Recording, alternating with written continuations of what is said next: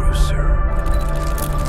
Toyota, founded in 1937, began as a Japanese automaker with a commitment to quality and reliability. The Land Cruiser, debuting in the 1950s, transformed from a rugged off-roader into a symbol of luxury and durability. Today, we're diving into this powerhouse's model. अस्सलाम वालेकुम, मेरा नाम है जहाज़ेब हाशमी और ये है Toyota land cruiser 300 series ZX 2023 model. और ये गाड़ी वर्ल्ड वाइड एक अल्टीमेट एसयूवी है अपनी ड्यूरेबिलिटी की वजह से और उसके अलावा अपनी ऑफ रोड कैपेबिलिटीज़ की वजह से। और उसके अलावा टोयोटा वर्ल्ड वाइड एक और चीज़ की वजह से बहुत ज़्यादा फेमस है और वो है इस गाड़ी की रिलायबिलिटी। ये सब चीज़ें मैं कवर करूँगा इस रिव्यू में। फिलहाल अगर बात करें सबसे इंपॉर्टेंट चीज़ की तो वो है इसकी प्राइस। इसकी डिमांड 8 करोड़ 5 लाख रुपए है। ये गाड़ी 23 मॉडल है, अनरजिस्टर्ड है और 1000 किलोमीटर चली हुई है। अगर आपने इसके बारे में कोई इन्फॉर्मेशन लेनी है तो आप दिए गए नंबर्स पे कॉल कर सकते हैं या फिर आप साइकिल मोटरस्पोर्ट को विजिट कर सकते हैं जो कि रावलपिंडी में मरी रोड पे भी लोकेटेड है और जीटी रोड पे भी लोकेटेड है। ये गाड़ी जीटी रोड पे अवेलेबल है। Overall it's a great SUV and today I am going to review it.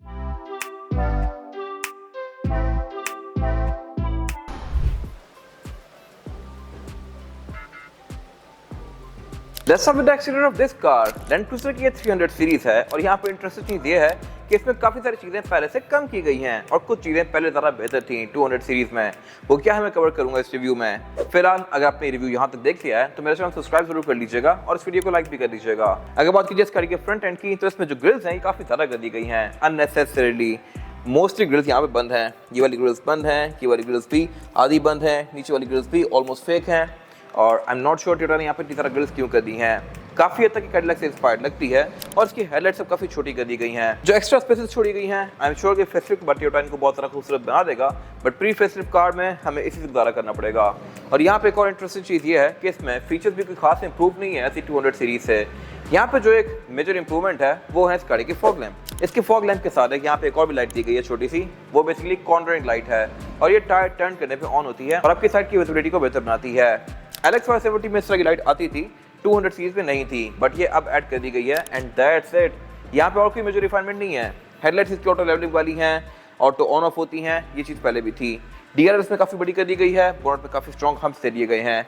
Front पे इसके टोयोटा के एम्बलम के अंदर रडार आता है, फ्रंट कैमरा आता है, ऊपर वाइपर रेन सेंसिंग है। लेकिन इनमें से कोई भी चीज़ ऐसी नहीं है जो कि इसमें नहीं ऐड की गई हो, ये सब पहले से आ रहा है। बट लुक्स के लिहाज से इस गाड़ी का हेड टर्नर वाला फैक्टर बहुत ज़्यादा है। 2021 में ये गाड़ी लॉन्च हुई थी, बट आज भी ये गाड़ी काफ़ी हद तक हेड टर्नर है पाकिस्तान में।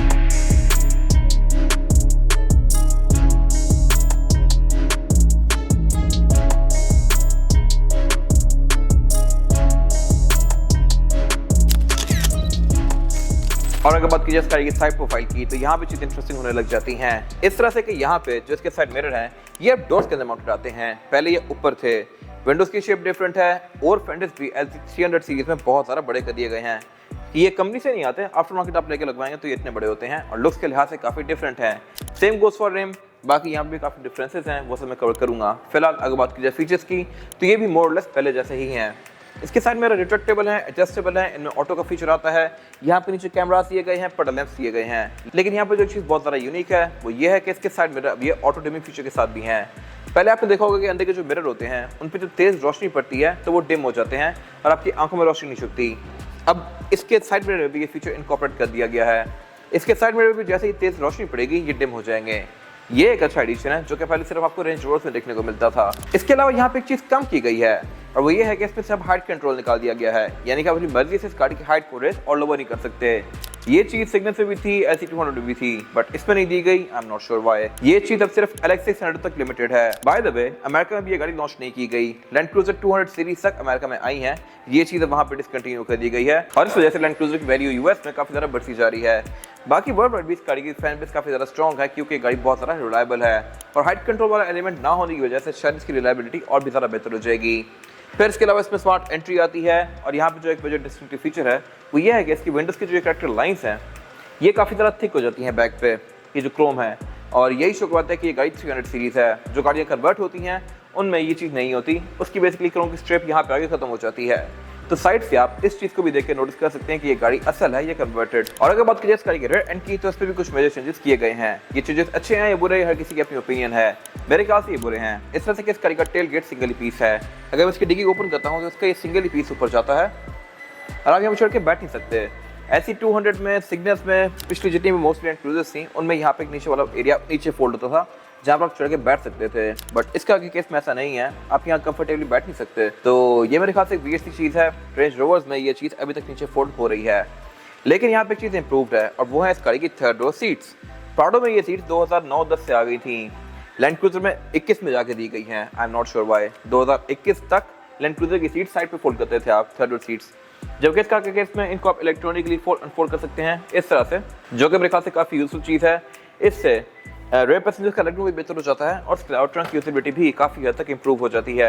यहाँ पर आप अच्छा खासा सामान इजीली रख सकते हैं और इसकी डिग्गी का एक ही लेवल है। मैं ऐसा नहीं है कि बेसिकली मुझे सामान उठा के आगे रखना पड़े, ये सारा एक ही लेवल है और यहाँ पर आराम से मैं सामान रख के स्लाइड कर सकता हूँ। और इसके अलावा इसकी जब सेकंड और सीट्स को भी फोल्ड करते हैं आप, तो वो भी फोल्ड होकर एक ही लेवल पे आती हैं इसी के, तो मैं आराम से अगली सीट्स तक सामान स्लाइड कर सकता हूँ। फिर इसके अलावा इसमें टूल किट यहाँ लेफ्ट पे दी गई है। यहाँ पे नीचे कुछ भी खास नहीं आता, ये तो यहाँ पे स्टोरेज एरिया दिया गया है और टूल किट दी गई है। स्पेयर टायर ये गाड़ी यहाँ पे नीचे ऑफर करती है। बाकी ऊपर यहाँ पे इसमें कुछ स्पीकर्स दिए गए हैं और इसके अलावा टेलगेट ऑब्वियसली पावर्ड है, आप इसकी हाइट को भी एडजस्ट कर सकते हैं, जिसकी गाइड्स मैंने ऑलरेडी बनाई हुई हैं। बाकी टेललाइट इसमें काफी श्रिंक कर दी गई है। ट्रंक का ये वाला एरिया काफी डिफरेंट सा है। फीचर्स के नाम पे इस गाड़ी में बैक पे पार्किंग सेंसर्स दिए गए हैं और ये वाइपर वगैरह दिया गया है। ट्रंक का जो ये वाला एरिया है ये लुक्स के लिहाज से काफी डिफरेंट है और इसकी टायर्स भी काफी स्क्वीज कर दी गई हैं। बाकी इसके अलावा यहाँ पे कोई इंटरेस्टिंग फीचर ये है कि इसके एग्जॉस्ट की लुक काफी अनयूजुअल सी है और इसका जो ये बम्पर में कटआउट है ये 2 दिए गए हैं, लेकिन एग्जॉस्ट एक ही है। तो लोगों को होता है कि यहाँ पे आ जाता तो अच्छा लगता, लुक्स बेहतर हो जाती, बट इसका एक यूज है। अगर आप इसका ऑनर मैनुअल देखें तो उसमें यहाँ पे लाइक रेस दी हुई हैं और वो रेस ये है कि ये बेसिकली इसका किक अनलॉकर है। अगर मैं यहाँ पर टैप करूँगा तो बेसिकली इसकी डिग्गी अनलॉक हो जाती है लाइक दिस। चाबी मेरे हाथ में है, चाबी उसके बगैर आप यहाँ पाँव टैप करके इसकी डिग्गी को खोल सकते हैं या बंद भी कर सकते हैं। तो ये मेरे ख्याल से यूजफुल चीज़ है।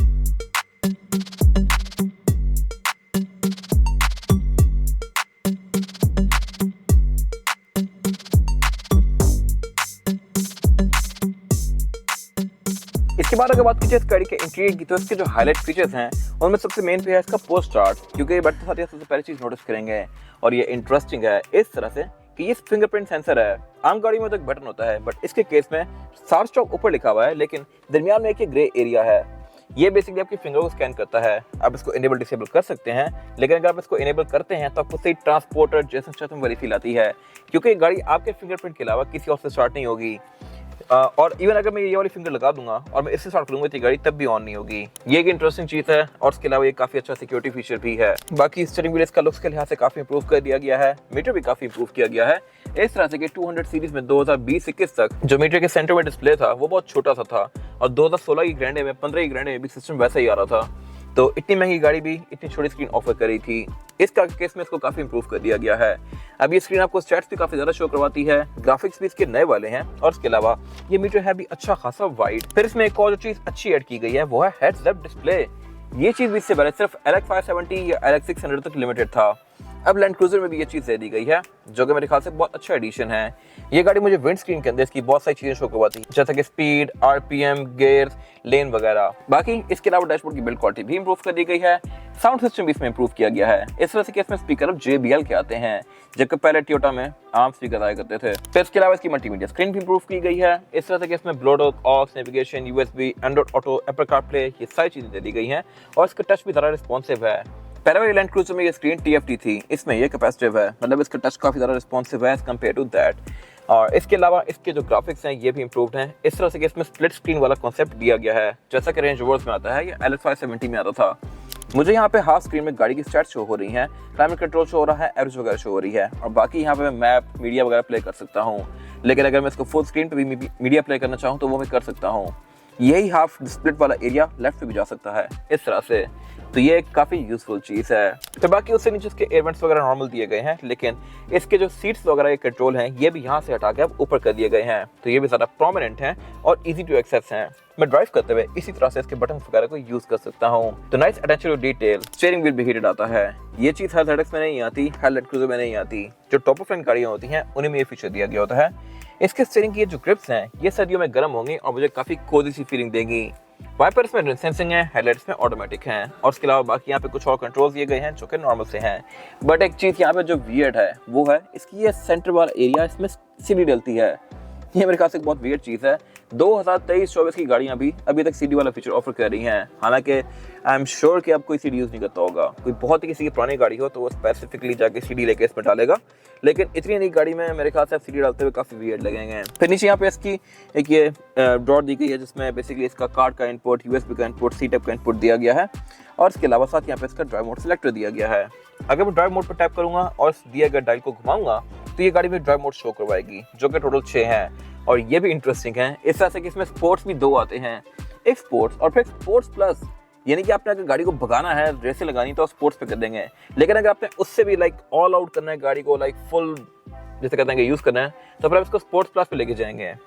खैर, इसके अलावा अगर मैं उसके नीचे दिए गए MTS को दबाऊंगा, कुछ और फीचर्स को भी एक्सेस करेगा, जैसे कि auto, dirt, sand, mud, deep snow, ये वाले ड्राइव मोड्स भी आप यहीं से एडजस्ट कर सकते हैं।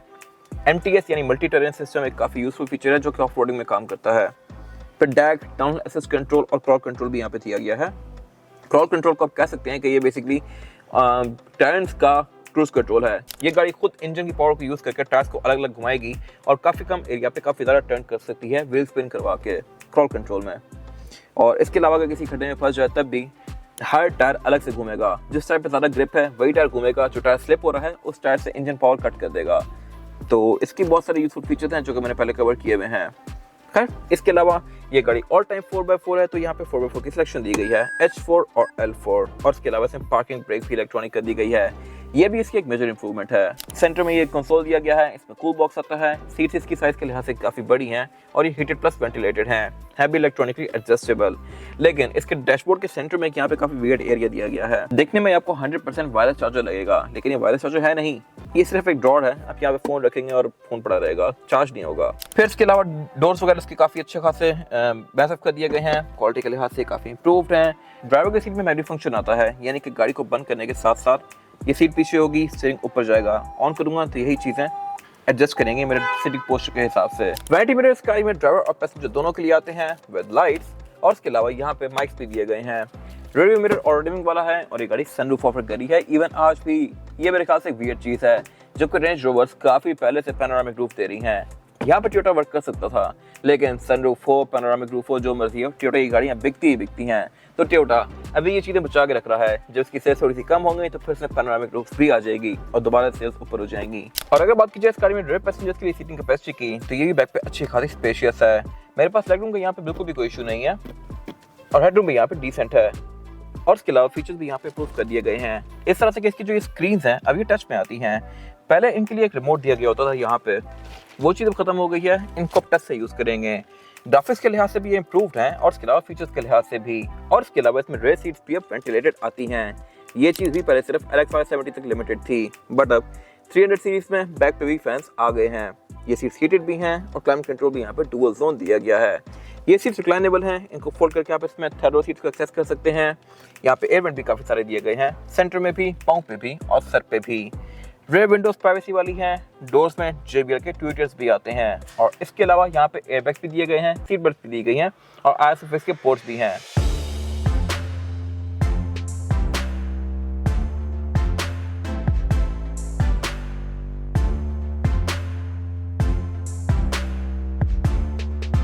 और अब अगर बात की जाए इस गाड़ी के अंडर द सिचुएशन की, तो इसमें 2 मेन इंजन आते हैं, 3.5 ट्विन टर्बो पेट्रोल और 3.3 लीटर ट्विन टर्बो डीजल।